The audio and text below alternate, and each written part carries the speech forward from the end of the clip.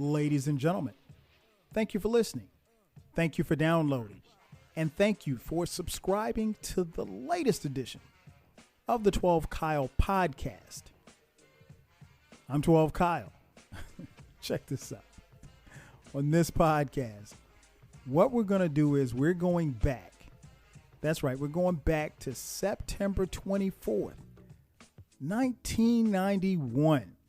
On that day, A Tribe Called Quest released their sophomore album, The Low End Theory.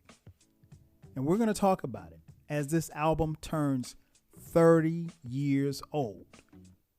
We're going to break down the tracks. We're going to talk about the production. And we'll talk about how we feel about this album as it turns 30. Maybe some songs that we may or may not have put on the album. Who had the best verse on the album? That and so much more. And of course, I'm not doing the podcast alone. I got my man Eclectik. He is in the building. So you don't want to miss it. So after the break, we will present to you The Low End Theory, 30 years later, with Eclectik, right here on the 12 Kyle podcast. Let's get it. And just like that, we're back. Ladies and gentlemen, thanks again for checking out this edition of the 12 Kyle podcast. I'm your boy 12 Kyle, and we got a special co-host. I mean, he's not special. He's co-host, but you know him, you love him. He's been on here plenty of times. My man Eclectik is in the building. E, what up, man? What's up, everybody? It's Eclectik, a.k.a. Fred E. Sanford, Black Eclectic Television, The Fifth Letter, Click the Hammer Blogging Time, Scrappy Doo. Not The Fifth Letter. The Fifth Letter. What's going on, man? Not much, man. I'm feeling good. I'm in a good mood. We're going to talk about some stuff. I appreciate you having me on the show. Anytime you need the downloads to go up, you need the streaming. You need the streamers to stream. Anytime you want the retweeters to retweet, tell them I'm here. You got it. And I'm always happy to lend that extra support. Well, we got you on here, man, because we are taking it back. You see the title. We are talking about A Tribe Called Quest's sophomore album, Low End Theory, as this album celebrates 30 years. Wow. That's amazing to think that this album came out 30 years ago, September 24th, 1991. The boys were back for their sophomore album, looking to avoid the sophomore jinx. So yeah, man, I had to get you on here to talk about this one. Obviously, both of us are huge Tribe Called Quest fans. You have a different take on Tribe Called Quest, and I'm sure we'll get on that at some point in this podcast. But yeah, man, September 24th, 1991. 30 years. Does it feel like it's been 30 years, man? Because this is crazy when you think about it. I mean, for most people, it probably does. For me, no, but that is only because I live my life like it's still like 96, 97. So to me, old school or like way back in the day is like 90s. I don't pay attention to 2000. So for me, it feels like it was yesterday. Gotcha. Yeah, it's always good to go back, man, and be nostalgic about these albums and really kind of take people to what it was like when this particular album came out, what the vibe was. You and I've done quite a few of these, and we talk about, what that feeling was or what state hip hop was in at that particular time. So let's go back, man. 1991. That, to be honest, for those of you listening, that was a different era of hip hop. That era was, you didn't necessarily have your gangster rap. You had a level of consciousness in hip hop. You had crews. You had a lot of MCs actually rapping. What comes back to your mind about that particular era of hip hop in 1991 and what we were seeing and what we were listening to?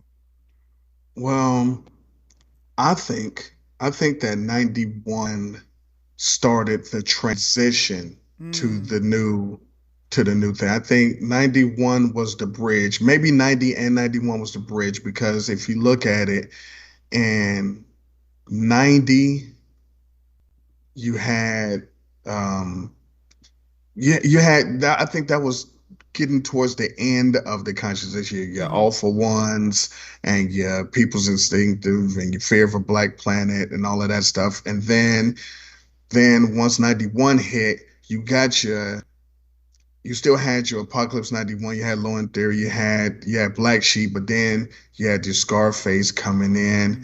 hmm Tupacalypse Now was around this time and stuff and that was like the bridge because soon as 92 hit, Chronic, hmm Predator, Facts.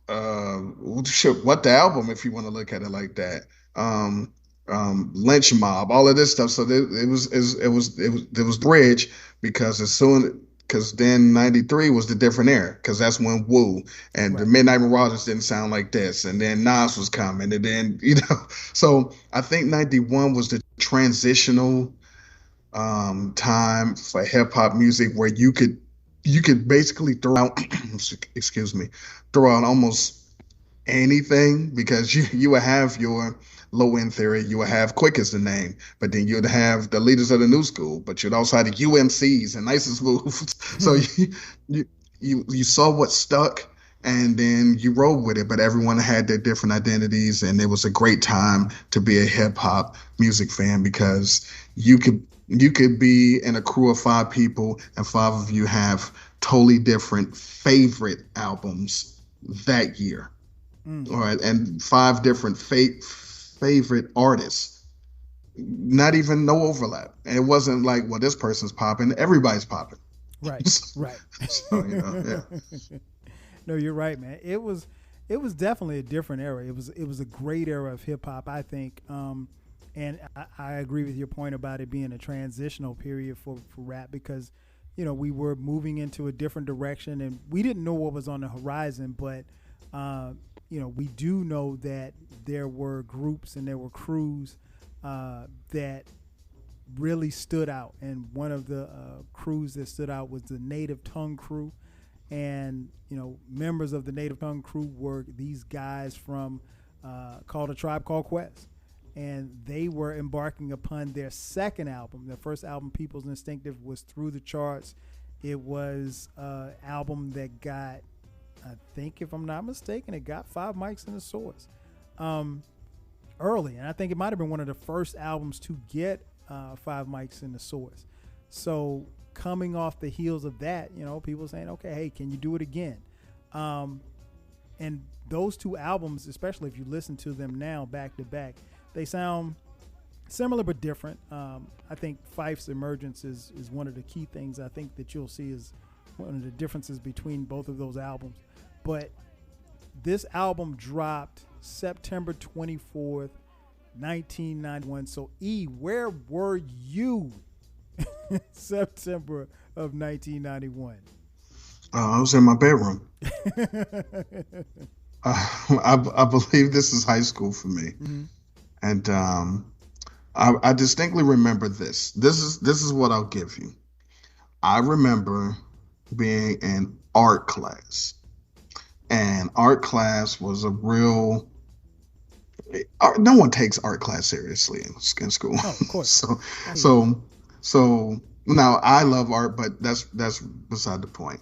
I distinctly remember me really enjoying this album, and at least two different times I would start rhyming this album from the beginning. Mm-hmm. Like I would do like the intro. And once I did that, people knew, nah, Low End Theory. Mm. And at least twice, we rhymed the entire album from beginning to end in class.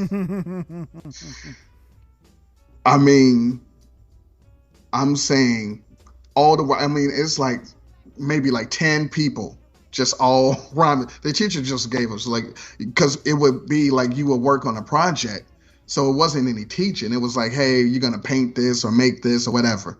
And so, the teacher then, when she tells us what to do, she's just going to go back and chill unless somebody had questions. So it didn't matter. So, I mean, I remember being at my desk. I distinctly remember this, being at my desk. And my man Derek was 2 tables away. And I was like, we was rhyming. We got to what? I was like, chill for a minute. Dougie Fresh said silence. And Derek went, meow.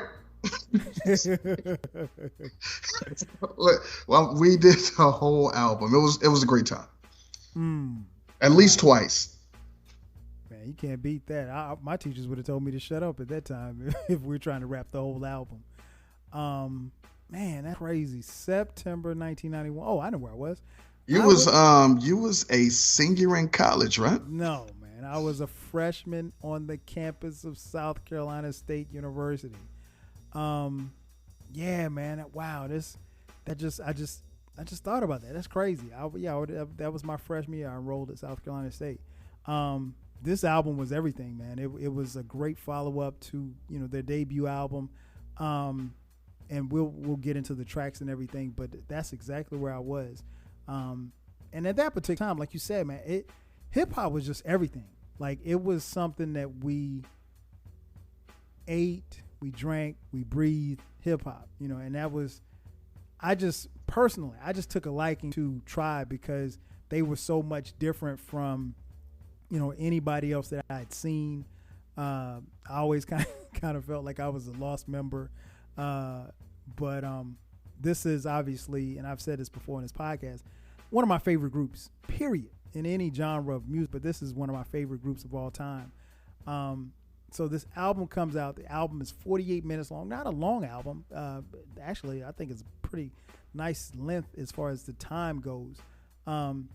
Like I said, the follow-up to People's Instinctive Travels in the Paths of Rhythm, which came out in 1990. Singles, Check the Rhyme, We Got the Jazz, Scenario. This album is, one that is highly regarded and highly heralded by a lot of people, a lot of fans in hip hop. I guess we probably should deal with the elephant in the room. If you had to rank this album in their discography, where would you rank this album in their discography? This would be I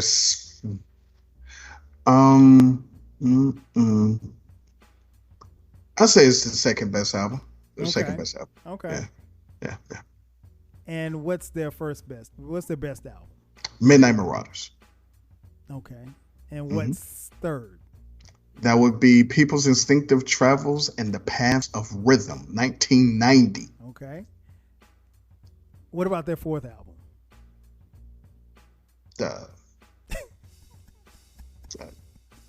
I don't.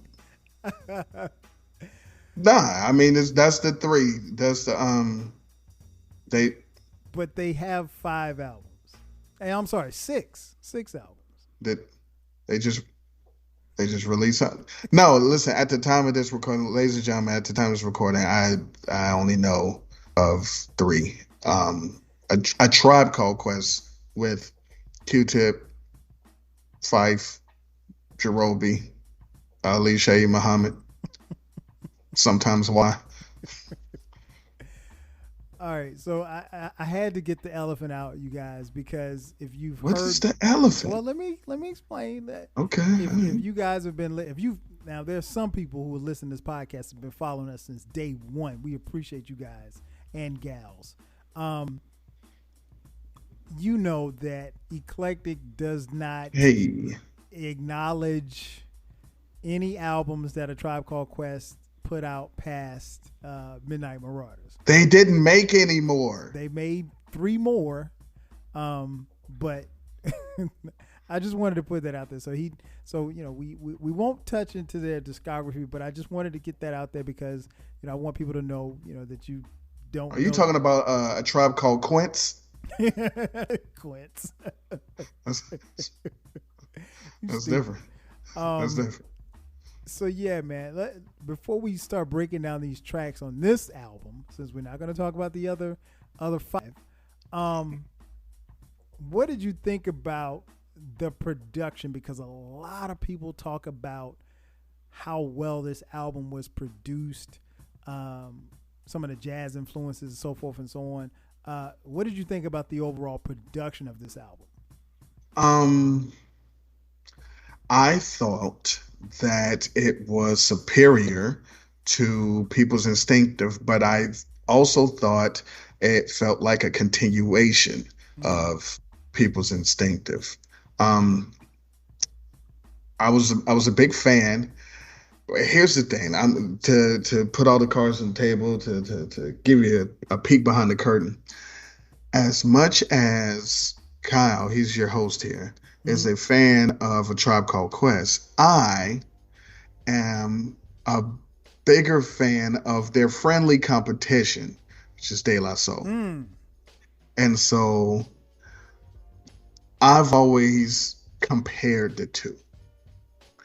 And in 91, De La Soul is Dead came out. mm-hmm, mm-hmm, mm-hmm. And De La Soul is Dead was a total different kind of production from 3 Feet High and Rising.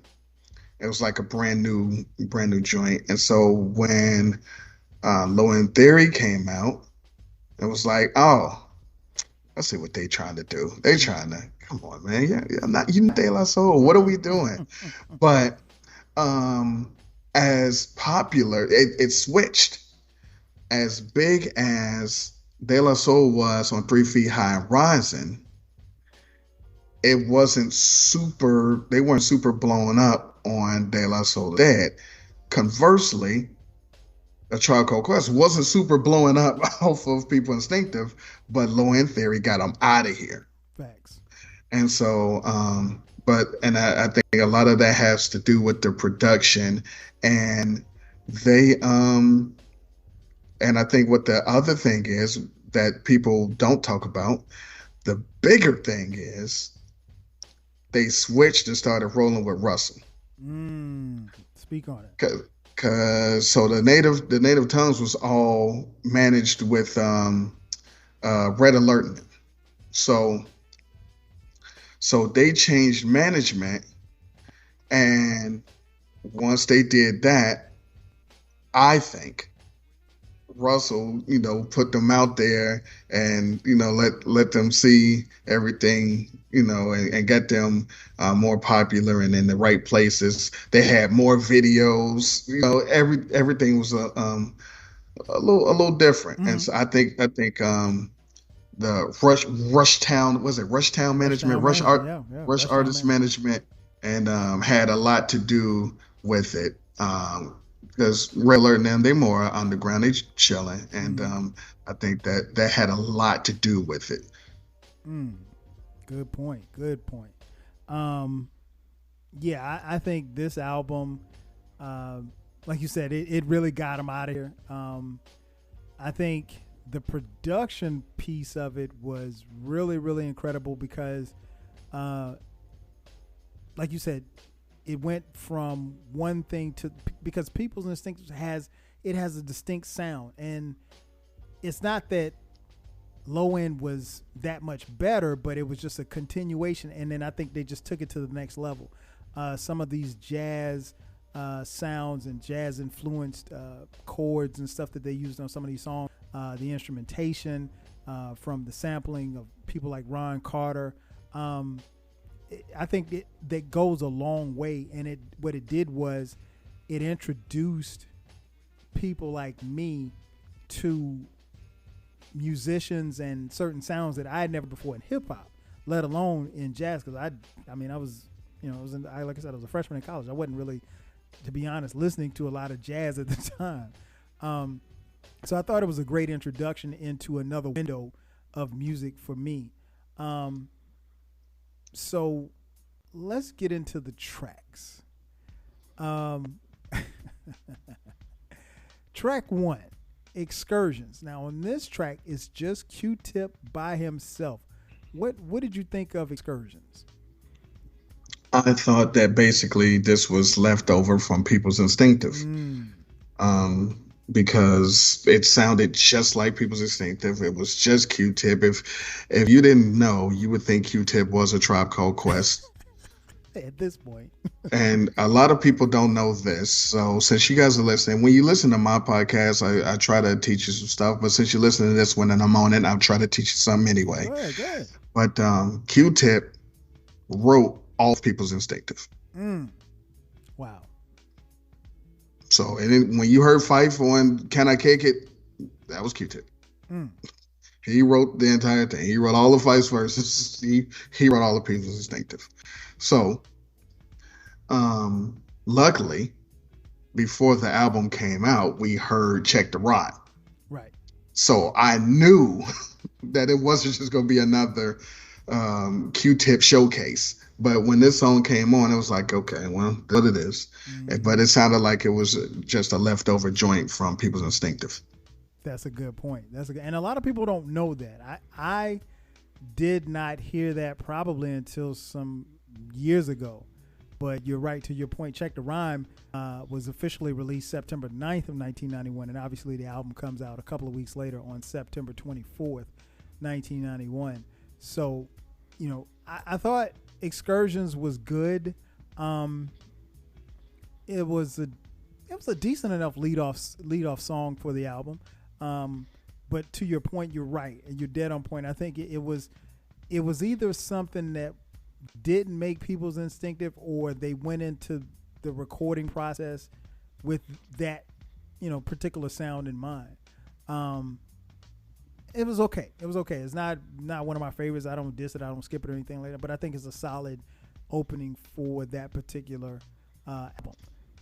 Then we get to track 2, Bugging Out, which then features Q-Tip and Fife.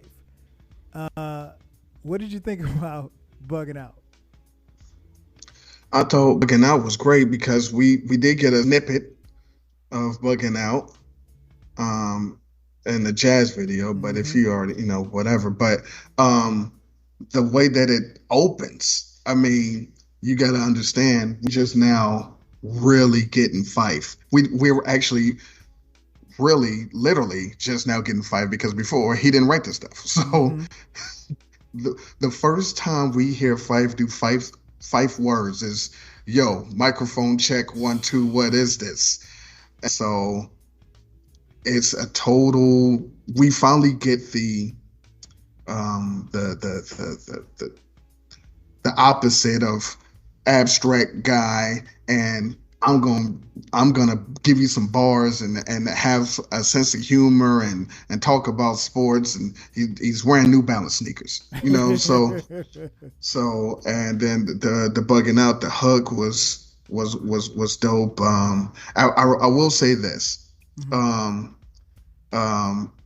When I first heard it, I thought he was dissing Special Ed. But really? He wasn't. Okay. Because I had to listen to it again. I was like, oh, okay. So he's talking about somebody else. Right. But I thought that he was dissing them. Super dope song. Yeah, man, I agree 1,000%, man. This was when he comes on at the beginning of this song. I'm like, yo, who is this? I just remember looking like, yo, who is this rapping? Like, who is this new? Is this somebody new? And it's not to say that Fife wasn't rapping on People's Instinctive, but the difference is that, like you said, he wrote his own at this point. So, I mean, and like, he's energetic. He's the 5-foot assassin at this point. Like, but he's not even calling himself that, but he comes off like that. And I personally think the album turns at this moment, because for me, like you said, Excursion sounds like something that was probably not good enough to make People's Instinctive, but I guess they wanted to lead it off. But this right here lets you know, like, Fife is here. Like, he ain't playing.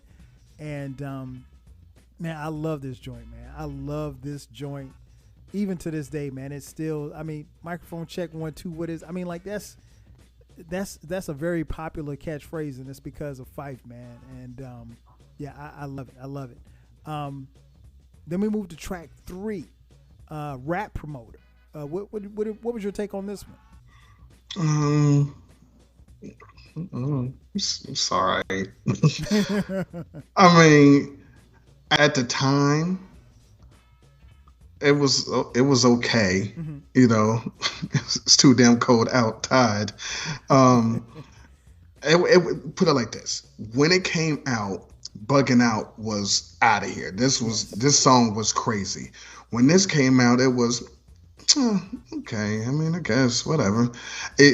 I applaud the different type of subject matter Mm-hmm. that they're rapping about, because they were going through it with Jive. So it's an okay song. It's not. Put it like this: if someone said I can't hear this song again, I'd be okay.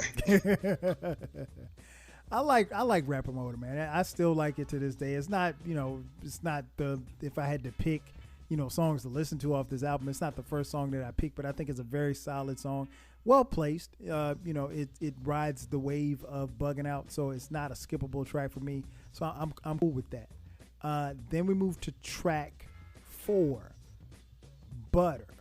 Another joint. What's your take on Butter? Now, Butter. Now we're talking. Originally not a Fife solo. This is a Fife solo song. Mm-hmm. But originally it wasn't. It was him and Q-Tip. Yep. And but this, even though Bugging Out gave us Fife, this was like the Fife. This is full on Fife. I mean, we got story. We got like I said, we got the humor. We got everything that we needed on Butter.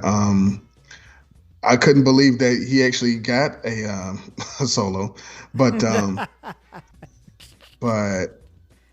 I mean, Q-Tip still had to be on the hook, but I Got More Game Than Parker Brothers killed me when he said, I was like, wow. Even now, if we say it now, you're like, so like, but then it was like, then that was crazy. That was a crazy bar. Like, okay, and ease off hole. My name's Malik. Come on, man. That's like my favorite part. And you getting E for effort, T for nice try. Nah, man. So one of the definite highlights of the album, Butter. Yeah, man. I got the biggest kick out of him saying, "Ease off, hold. My name's Malik." I don't know why. I mean, of course, it wasn't, probably the most nicest thing that you could say to a young lady at the time. But it was the '90s. We're a little wild in the '90s. But yeah, man.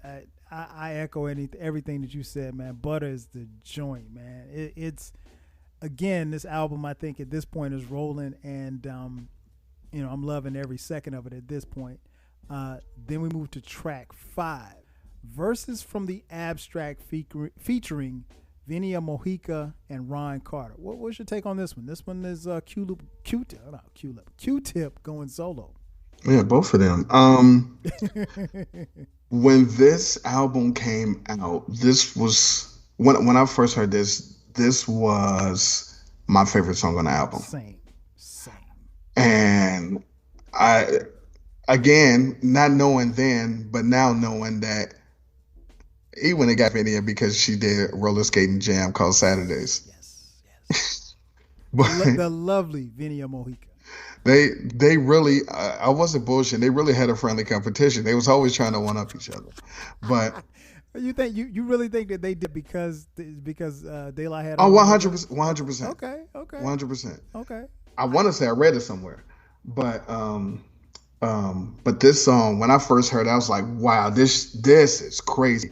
The crazy move faker, I used that to break her. Fife. The way he did that with Fife in the house and then she's singing, I was like, man, this song is incredible. Where's the video? Yeah.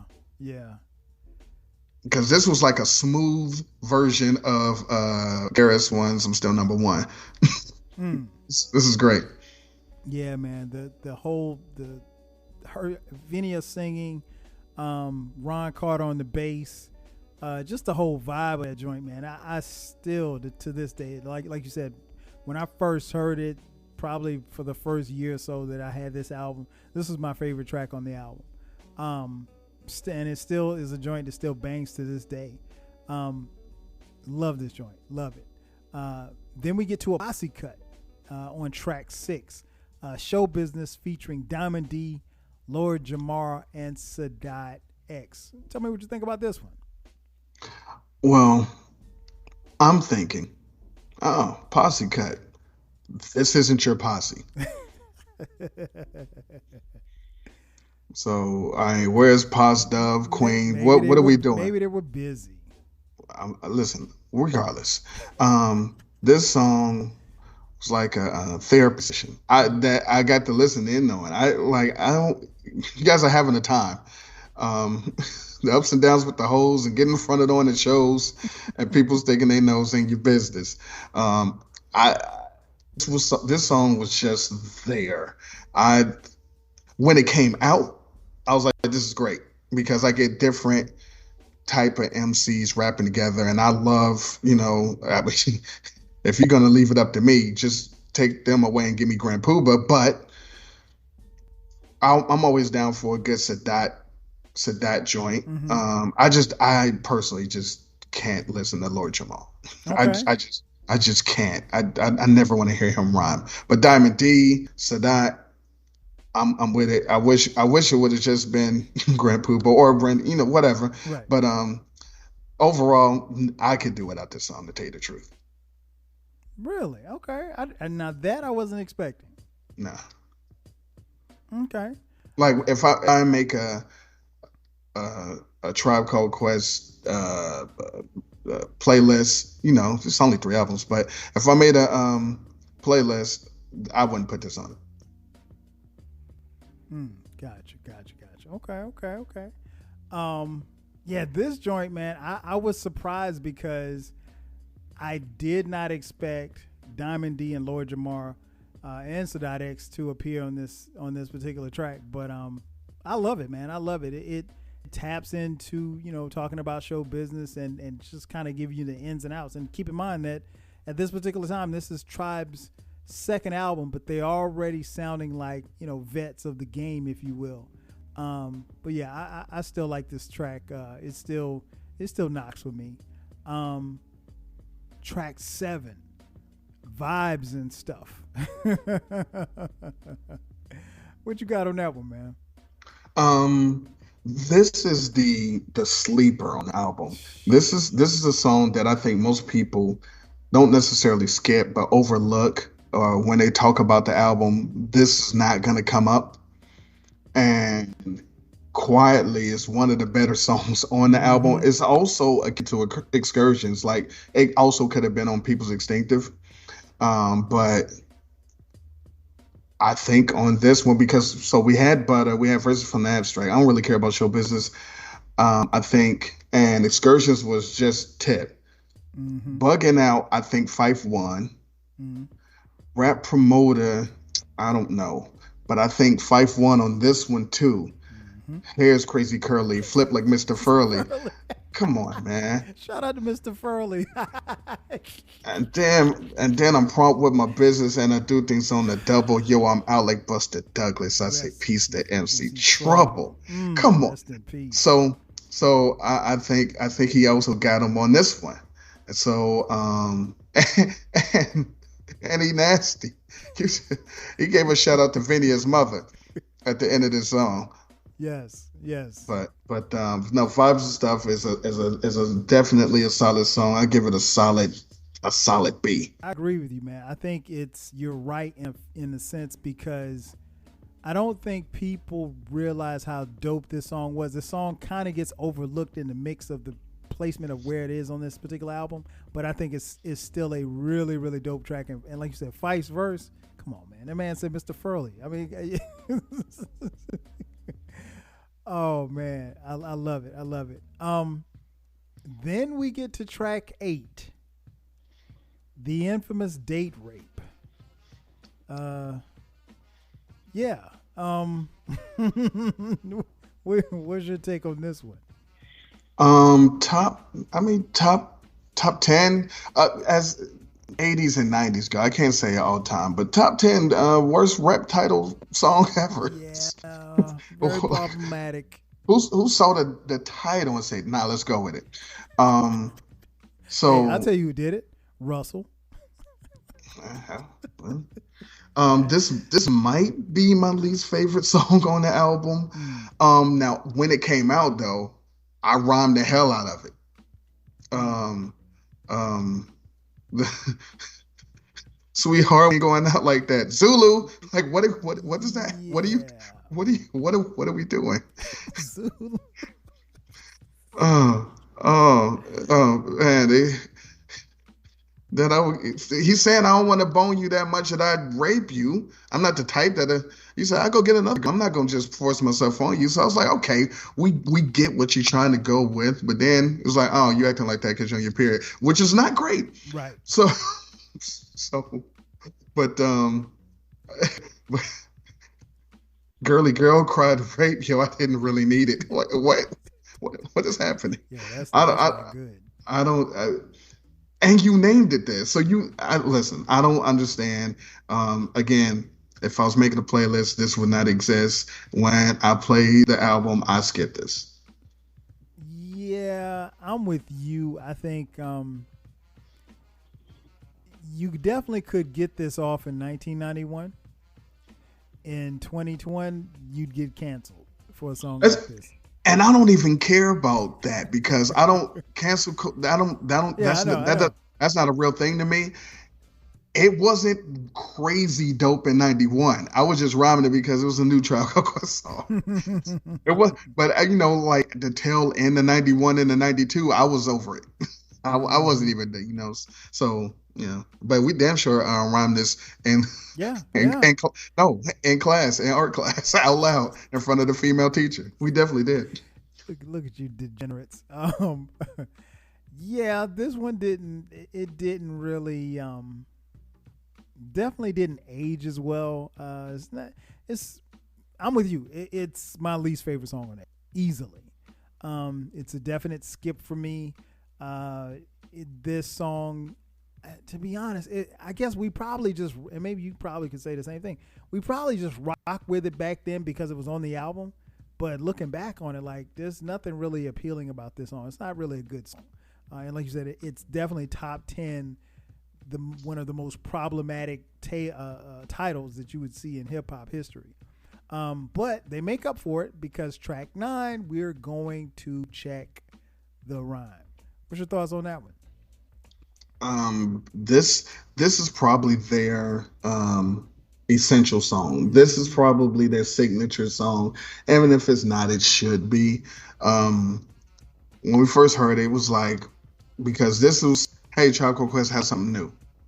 Here's the video. I miss when we would be introduced to new songs by video. It was just you just turning channels one day or watching the video show, and then it come on like, yo, okay, and they're rhyming. Everything about this is good. I mean, we got introduced to Industry Rule 4080, which was about Jive and Red Alert's management. And that is why we ended up with that line, and we got the show business song. So all of it, listen, man, come on. What are we supposed to do here? But yeah. Yeah, I'm with you, man. It's definitely their essential song. It is probably one of their most popular songs, if not, well, I can't say it's the most popular song, but it's definitely one of their most popular songs, one of my favorite songs. And like you said, they talk about the industry. It's Check the Rhyme. And I mean, they're filming the video. The video's in black and white, and they're on the top of a building in the old neighborhood in Queens. And it's dope. It's hip hop personified. Then we move to track 10. Everything is fair when you're living in the city. Wait a minute. And the what? City. Oh, okay. I'm interested to get your take on this one, man. Particularly if you feel a way, if you feel any different, as opposed to how you felt back then as listening to it now. What's your take on this one? Shit sample. Um, I, I, this was another one this was up there with um, rap promoter and showbiz. I didn't care. Mm-hmm. Matter of fact, man, I think we might have skipped this song rapping in art class. I don't think this was not. Not to skip. I think we did a real live skit. We were like, nah. It was like I'm sitting there. I'm like everything. They're like, nah, we're not going. I'm like, all right. Next one. Yeah. This I don't think this was a very good song. This one's okay. I could do without the hook. Yeah. It's done. Ugh. But you know what the worst part of this one for me? You don't have to say a word. I didn't mind that. That's all you heard. Come on, man. I'm like, really? Like, and I guess, man, it's just like, I don't know, man. And I don't think my ears have changed. I still love this album. It's just that they, and then, yeah, I think maybe we sat through it and we just loved it because keep in mind, and I'm sure you probably had this tape, right? You didn't have the CD. Were they I guess there were CDs in '91. I mean, I couldn't afford. I don't remember seeing the CD. No, the first CD I bought was Crazy Sexy Cool. So that was what, '94. Yeah, no, I did not. I had the cassette tape. Okay, yeah, same here. So basically, this is if we're at Everything Is Fair. So that's side B. So we've got to listen to it or fast forward through it. So I guess maybe we just kind of dealt with it. I guess, but it's. Even though side B has the quote unquote hits, side A was better. So side A would end at what, Show Business maybe? No, probably Vibes and Stuff. Yeah. So it probably ended Vibes and Stuff. Maybe. Well. Side B would have the hits, but yeah, okay. And stop. That's Everything fair. is fair and infamous. Yeah, that's fair. That's fair. And then two other songs was only like 2 minutes. yeah, relatively short too. Then we get to track 11, the aforementioned Jazz. We got the Jazz. What did you think about this one? Incredible song, and this worked off of their lyrics and charisma because really. The track is just okay. I would have loved to hear the original that Pete Rock did, but the track was okay. But them rhyming and Phife almost getting the Tribe Called Quest killed because he dissed New Jack Swing and what's the name was coming after him, Rex and Effects and Teddy Riley. But it's a really good song. It's a different vibe than really other than like maybe Verses from the Abstract and Excursions.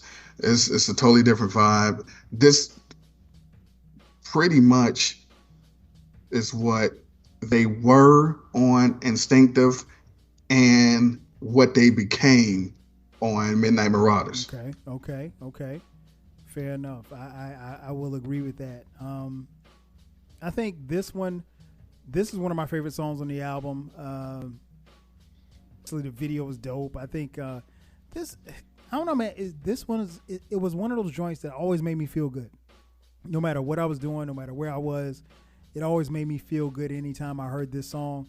I'm gonna tell you this though. When I first heard it, actually, not when I first heard it, and for the first like couple of months, I thought he said the anus to succeed, and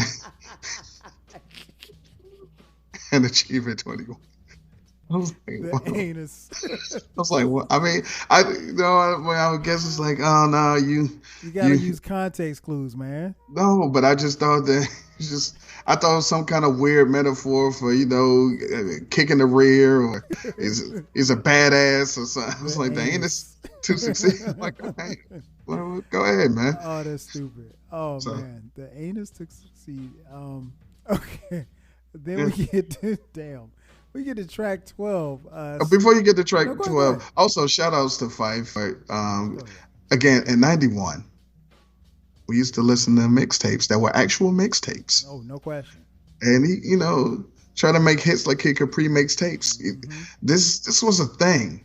Now, I will say, maybe Tip got Fife on this one. I don't know though, because I like the way I might be biased, but I think Fife got him. Skeff Anselm, he got more. Nah, I think Fife might. Fife got him. But then Q-Tip also has the easy back it up. Like, I don't know. Nah, Fife got him. And he shouted out Skeff Anselm, which I think was a dope name.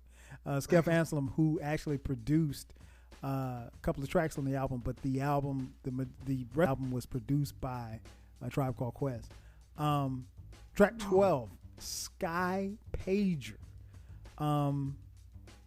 Interested to know what you thought about this one. So when it came out, Mm-hmm. I was like, okay, that's what's popping. But like now it's dated, but not in a great way. Like Beepers by Sir Mix-a-Lot. If I'm the only person that's listening to this has ever heard this song, but Beepers by Sir Mix-a-Lot I've heard Beepers before. is also dated because it's Beepers, but it's still it's a better song to me. This one, it's okay. You leave code 69. That means you want some cock. Yeah, and they blurred out the word cock. Yeah, Yeah, I think this one's okay. It's okay. I'm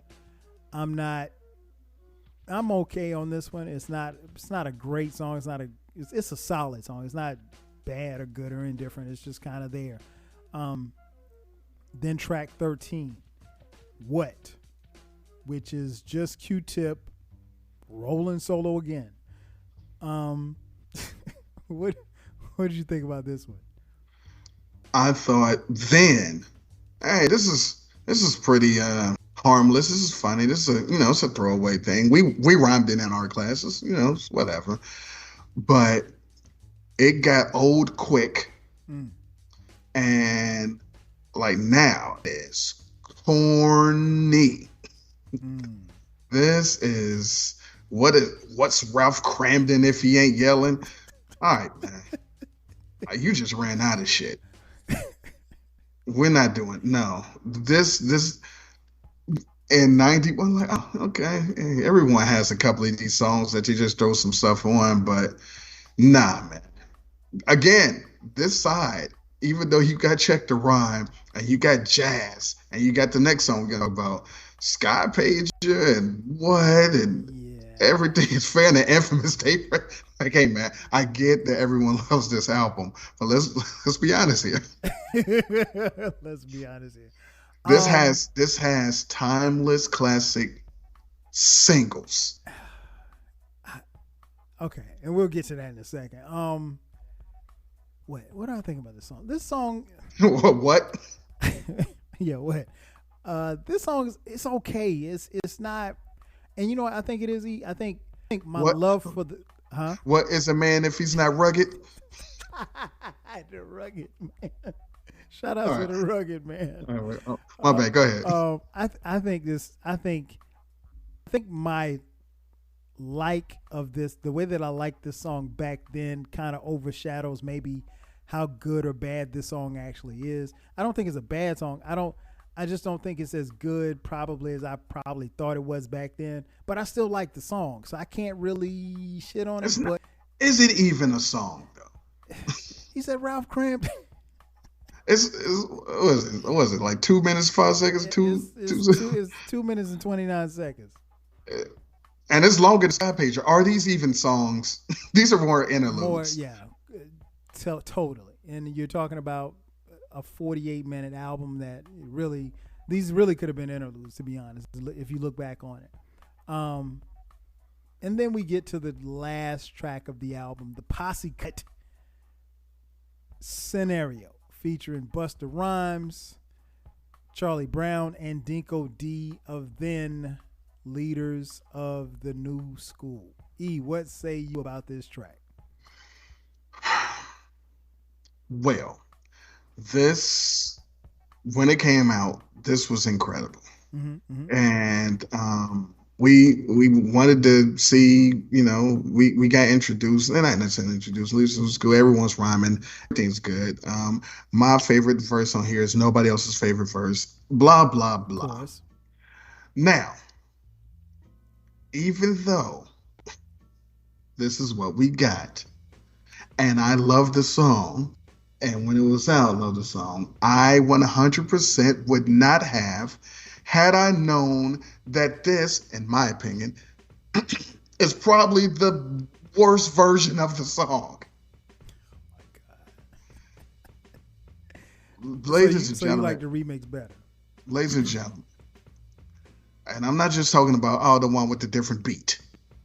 Ladies and gentlemen, you may not know this, but there's multiple versions of Scenario. The original had Pasta Noose, Dove, Drez, Mr. Long. It even had Chris Lighty had a verse on it. Mm. The song was incredible. They had another one that Joby rhymed on. I own them all. Mm. I listen to them. Some of the quality is not great, but you can hear parts of the verses from what we actually did get. It's just that had I known that I had a Tribe Called Quest, it was 9 MCs, the 9 MC mix. Wow. Yeah, I mean, my God. Had I known I could get De La, Black Sheep, Leaders in the School, Tribe Called Quest on one song, and then they gave me that, I would have been pissed. But since I didn't know, no, it's great. This scenario's wonderful. A lot of people put it as the number 2 posse cut of all time. Don't, but I understand. Mm. Yeah. Okay. I love this joint. This is a great closeout to the album. I've said it before and I'll say it again. When I heard this version of the album, I knew Trevor Smith was out of here. That's Busta Rhymes. I knew his days in Leaders of the New School were numbered after this verse. I think it's a great posse cut. I think it's a great way to end the album. And I think this is one of those songs that, still resonates with people. There's a remix or remixes, if you will. The remix that most of you have probably heard. I like that slightly better than this one, but it didn't appear on the original cut of the album. But nonetheless, I think it's a great bookend to this album. Man, it was 19. Let's hit some rapid fire questions. Come on. 3 favorite songs. What's your 3 favorite songs on this album? It's fairly easy. Verses from the Abstract. Check the Rhyme. Do I go Bugging Out or Butter?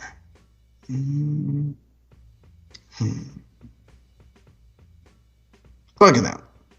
Okay. I go Butter, Verses from the Abstract, and Check the Rhyme. Well, what happened to Scenario? You were just eating all over it a couple of seconds ago. But it's just, it don't top those 3 right there. Songs that don't belong. So E, you're A&R. You're the guy. You're Rush Management right now. They bring this is an EP. If I'm Rush Management. So it's 1991. You got your high top fade. You're sitting in your office on Park Avenue in I was gonna say Def Jam in Jive headquarters. They bring you this album. Hey E, tell us what you think. What songs are you taking off this album, if any? I'm taking off Date Rape. Taking off Everything Is Fair. In the city. And I'm taking off what? for 91, I can keep Sky Pager on there even though it's not great. Um, and Rap Promoter and what's the other bullshit? Show Business. Show Business is good because we got some features, so we can keep that. Rap Promoter is different enough. I would change the sequencing up a little bit, but I would get rid of what, date rape, and everything is fair. Okay, okay. I'm definitely taking date rape off. Uh, Everything is fair when you're living in the city. That's got to go off too. I could make a case for keeping everything else, but yeah, those two got to go. Let's see. Best verse. Who had the best? Who do you think had the best verse? And it could be, the artist, or it could be, some of the guest artists that we had on here. Who do you think had the best verse on this album? On the entire album, On the well, entire album. it's Fife. Okay. I'm probably on, mm, probably on Bugging Out or Check the Line, Mm. but it's probably Fife. I thought you were gonna ask who had the best verse in the scenario, Well, but so we go Fife. you okay? You took. We're coming to that one. I definitely say Fife had best verse. I probably. It's tough for me, but I probably say Bugging Out just because I just remember like hearing that for the first time and like, I had to look to see who that was because it sounded like Fife, but I wasn't sure that was him because he wasn't rapping like that on the first album. Who had the best? You stole my thunder a little bit. Who had the best verse on Scenario? For me, the best verse belongs to Dinko D. Okay. Flip, flat, back, first, fight, laugh. Yo, how that sound? Man, I can't tell. How long did it take you to remember that verse? Because it took me a minute. It was just the part. Everything else was great. I couldn't get. I would always get tongue tied at that part. Funk, flipped, flat, back, first, fist, foul, fight, laugh. I said funk, flip. Florin, filth. How that sound? Ooh.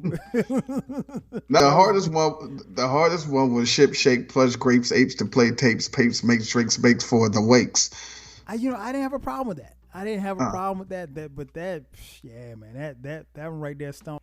And maybe that's a part of the reason why I think he had the best verse. It was like it was an easy verse. Okay. It wasn't. No, I can't say that. D incorporated INC into it. Oh, that was my shit. I gotta go with Fife, man. Gotta go with Fife. I mean, Busta has the iconic verse, but I gotta go with. I mean, Bo knows this and Bo knows that. I mean, like. There's no wrong answer there's unless you go. I mean, even you even got Who's That Brown. So I mean, right. So right. Yeah. Okay. 3-album run. Who had the better 3-album run? First 3 albums. A Tribe Called Quest or De La Soul? De La Soul. Oh, you answer that quick. Yeah. I'll tell you why. Tell me why. Now, because the De La Soul, I think 3 Feet High and Rising is easily better than People's Instinctive. I think that go ahead. I think that Midnight Marauders is easily better than Balloon Mind State. Mm-hmm. I think that De La Soul is Dead is superior to Low End Theory. I think that Low End Theory has bigger hits, but as an album, and we're talking albums, De La Soul is Dead is the superior album. Where I give them the heads up is there are, put it like this. I don't want to make it seem like everything that De La Soul makes is perfect because it's not. Mm-hmm. But I will say there are far less songs on the 3 albums that De La made that I would get rid of than it is on Tribe. Gotcha. So Okay. that is the reason. So I think that 3 Feet High and Rising is better than People's. I think Midnight Marauders is better than Balloon. I think that you can argue the De La Soul and Dead and the Low End Theory until you actually listen to them side to side, because there's no date rape on No, De La Soul is Dead. You got Peas Porridge and Pass the Plus. Now, depending on what version you get, if you get the one where Who Do You Worship and My Brother's a Basshead, you might be like, all right, man, come on. Right. But it's still not as bad. And it's also like 912 songs on De La Soul is Dead. This is true. And about 5,000 skits. Yes. And so with all of that, and you still don't have as much skippable stuff, that's why I say it. Now, I agree partially. I think you're onto something with this album and De La Soul is Dead. You probably, just off the top of my head, you're right. I probably could make a case for keeping more songs on De La Soul is Dead than I would on this particular album on Low End Theory.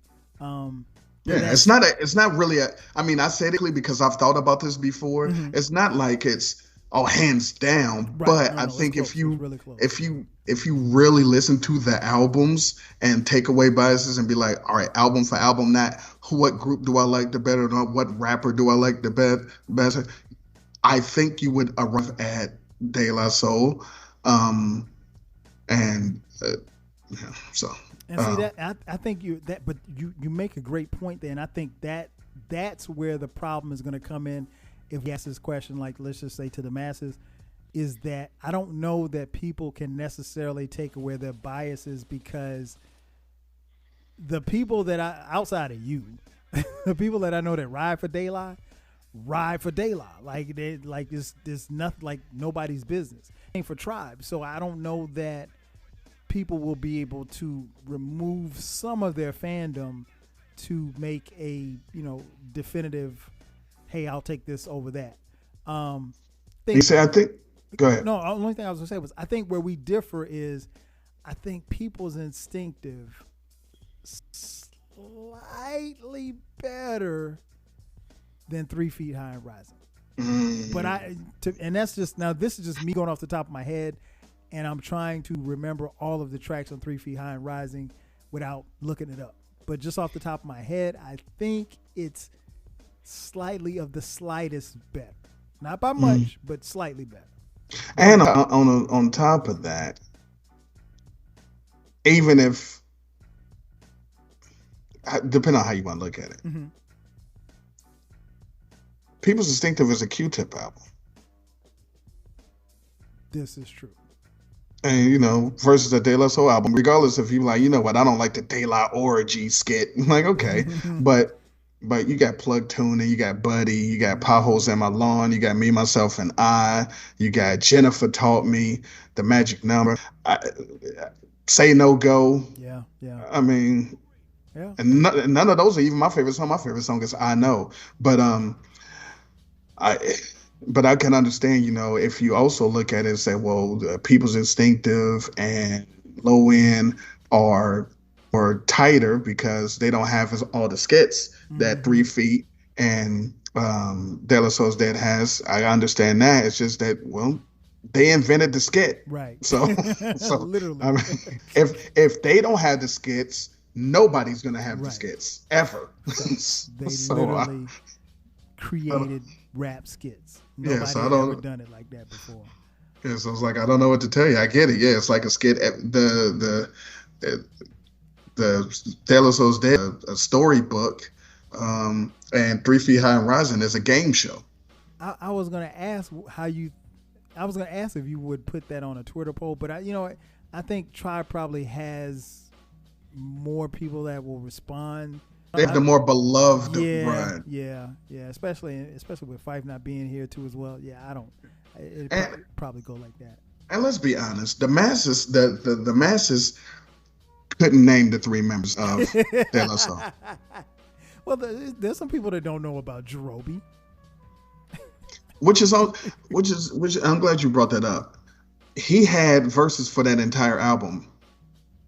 Mm. I would love to hear that version, but he left it, and then they cut his verses off. Yeah, I would too. But he had verses for all of fucking Low End Theory. He's on the a version of the scenario. But I will say this much: he got busy on Tribe's last album. I didn't hear him say shit on Midnight Marauders. I mean, I'll go back and listen. I'll go back and listen. Thank you for your service. We get from here. Jerobi gets busy on that one. Why are you thanking me for my service? I was talking about the now Speed of Life is a dope album. If none of you guys have ever listened to it, Evitan, right, is a group where is Jerobi and Drez from Black Sheep. They made an album in 2012. It's pretty damn. I remember that joint. Last question. Get out of here. If you were writing a review for the Source magazine in 2020, celebrating this 30-year, I'm sorry, not 2020, 2021. You're celebrating the 30-year anniversary, and you had to give this a mic according to the Source mic system. You are rating A Tribe Called Quest's Low End Theory. What rating are you giving this album? 3 mics. Giving it 3. Okay. Solid album. It's not something that, put it like this, to enjoy the album, you don't have to listen to the entire album. You can listen to, I'm going to conservatively say 6 of the, I think like 14 tracks on here, and be good. With that being said, and let me think this through. So Bugging Out 1, Butter, Fresh from the Abstract, Check the Rhyme, Chess, Scenario, that's 6. Vibes and stuff. As we said, most people overlook you cannot have vibes and stuff and be okay. Mm-hmm. It's just these I'm naming the songs you have to listen to. Gotcha. Because you can also say Excursions, but you don't have to listen. Excursions fine. And Vibes and Stuff is a really good song. But these 6, and I was freestyling, but it was really 6 you have to listen to of the 14. And when not even half of the album is, you gotta, I can't give it any more than 3. 50% is 7, and I said 6.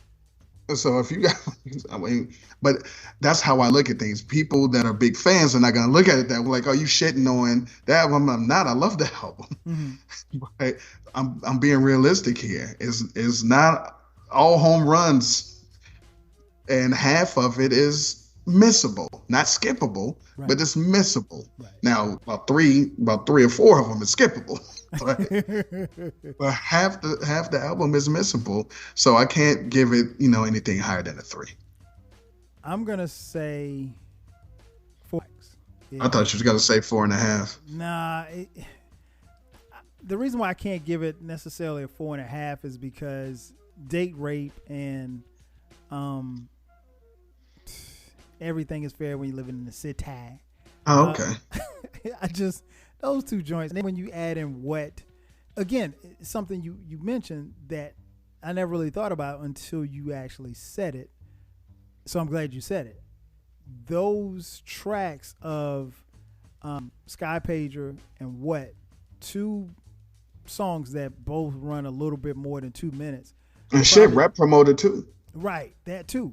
Really could have been like more of, you could have used that time, if you're going to put it on there, use it as a skit or an interlude or something like that. And give us another good song. Right. So, so that, I know some of you probably think, okay, Kyle, you're being hard. I don't think I'm being hard. I'm just being honest. Again, I love this album. So that's just where I am as far as my thought process. But yeah, I probably knock it down to a 4. I think if people are being honest, now there's some diehard Tribe fans that'll still give this a 5 mic album, and I'm not going to argue with you, but at the same time, I could make a case for 4.5. Right now, probably sitting at about 4. I understand how you got to 3, and I know that's probably, some people probably think that's a large jump. It's really not, because again, 3 means that it was dope. Yeah. And something I constantly tell younger people on social media, like, everybody can't have a classic. Everything can't be a classic. Everything's not going to be a classic. Everything's, there are places in their time frames and things of that nature. But no, I think you make a good point on that, where you can make a case that it's 3 or above. I could make a case for 4 and above. I can't in good conscience say it's a 5 mic album. I can't, but I know people will. Go ahead. Here's another thing. I think a lot of it has to do with that being people's introduction to A Tribe Called Quest, and they don't know nothing about people's stuff. Right. They know Bonita, they know Can I Kick It, and as they might know Segundo. Maybe. Well, they know Segundo's heard your podcast. Well, yeah, but they only know those 3 after they heard Low End Theory. Mm-hmm. They didn't know them before. No, because they might have been 7, 8 years old when Low End Theory came out. So anyway, also I remember, and this was a thing for years, maybe a decade. There was a consistent debate of whether Low End Theory was better than Midnight Marauders. People always say, "Now, what is their better album? Is it this one or is it that one?" And I'm like, if you listened to Midnight Marauders, there is no fucking way that Low End Theory is better. Now, listen, I will entertain that Check the Rhyme, Jazz, Bugging Out, Scenario are bigger songs than whatever's on Midnight Marauders. Mm-hmm. I'll concede that, but there is no way that the album is better than Midnight Marauders. You're out of your damn mind. 1,000%. You took the words right out of my mouth. To me, it's not close. I get why people say that. Full disclosure, when I listen to Low End Theory, I always listen to Midnight Marauders right behind it. Like, it's just something that I do. But nah, I'm with you, man. It's something you said a little earlier, and I want to hammer home point as well. Low End Theory has some classic singles. You can have classic singles and not necessarily have a classic album. Yeah. It was voted a classic I get it. I understand why people still have it as a classic. In listening to it, it's something it's the album I still bump. I just, if you ask me to rate it, I'm not going to give it 5 mics. And I don't think that's a knock on A Tribe Called Quest. I don't think that's a knock on the album. It's just where it is right now. But nonetheless, it has been 30 years in the making. Wow, 30 years, man. We getting old. Before we get out of here, man, tell folks where they can hear you and check you out at, and check out the podcast. Listen, everyone, if you're into good hip hop music from the late 70s, all of the 80s, most of the 90s, I guess. Encyclopedia Hip Hop Podcast. I'm your host. We talk about those. I'm ranking the top 50 story rhymes of that era. Every now and then I'll give you a hip hop music award show. Started in 1984. We got 84, 85, 86, and 87. I review albums, I review discographies, I review groups. We have fantasy drafts. Me and Cal's done a lot.